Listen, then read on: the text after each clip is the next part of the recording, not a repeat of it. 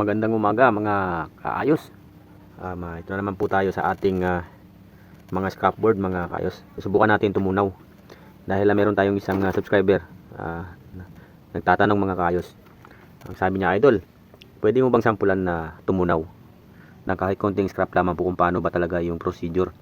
At paano gawin, paano tumunaw. Yan, so meron tayong mga scrap na kaunti mga kaayos. So ito yung susubukan nating tunawin. Gamit-gamit yung ating butane. Tsaka meron tayong pang torch. Yan, so para sa iyo to idol. Yan, so ito yung ating lulutuin. Mga scrap mga idol. At ito naman po, ibang process naman din po yung aking gagawin para dito mga kaayos. Ibang process na to. Tulad ng ganito. Yan, yung mga flakes, gold flakes na yan mga kaayos. Ibang process na rin yan mga kaayos. Paano natin tatanggalin. Yan, so ito muna yung ating lulutuin. At ito yung gagamitin natin mga kaayos dahil yung gamit-gamit natin na pasok, yung ating pinaglulutuan is nabasag na. At hindi ko alam kung anong nangyari. Kaya hindi na natin ito magagamit. Pero ito mga kaayos sa takip ng kaldero, susubukan natin kung pwede ba rito. Yan. So i-plaster lang po muna natin yung ating camera.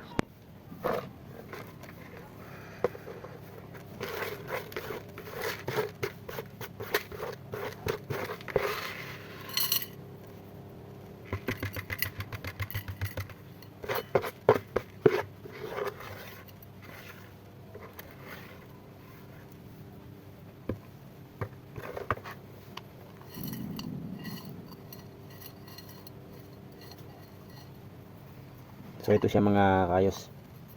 Ito yung ating tutunawin. Yan. At kailangan mga idol, meron tayong borax. Napakahalaga nito mga idol dahil ito po yung ating pantunaw. Itong borax na to. Yan.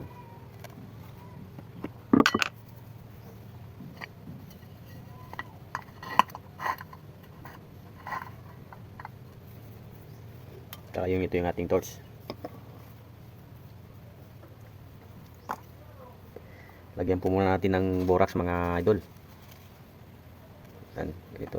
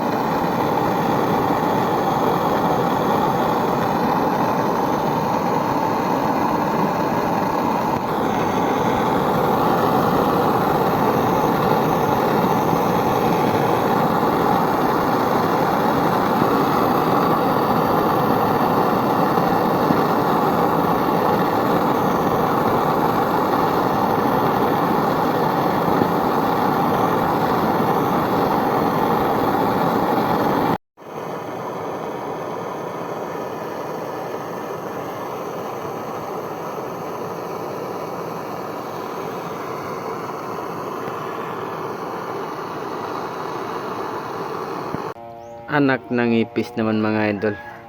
So busted yung ating pagkakagawa mga idol ngayon dahil iba yung naging resulta. Hindi ko na ipinakita mga idol yung ating pagtunaw ng malapitan na natin matapos dahil ito yung naging resulta. Naging kulay itim dahil naubusan tayo ng butane, yung ating pantunaw ay naalanganin. Yan, so ito yung naging resulta. Yan, so ang pangit talaga. Anak ng teteng naman, no? Hindi, malapit na sana siya mabilog kanina mga idol, kaso biglang nag-shutdown yung ating butane, so hindi umubra mga idol. Ito yung naging resulta.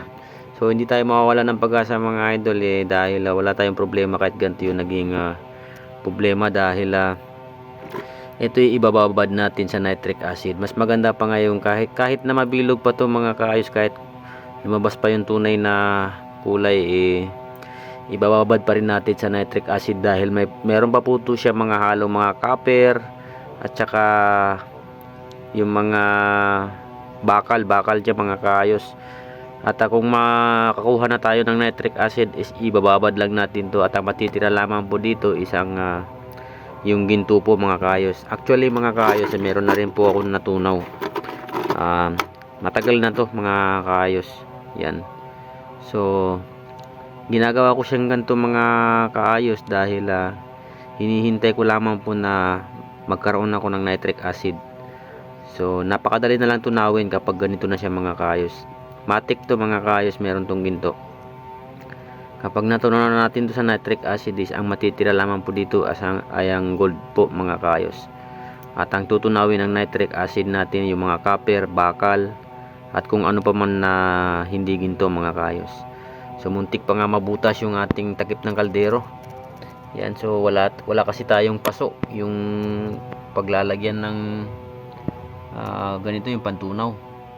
So nag-crack pa nga mga kaayos. So ganito na lang muna. So sana magkaroon tayo ng nitric acid dahil ipapakita ko rin sa inyo mga kaayos kung paano natin to ibababad sa nitric acid. So ganito lang siguro yung ating video. Thank you for watching.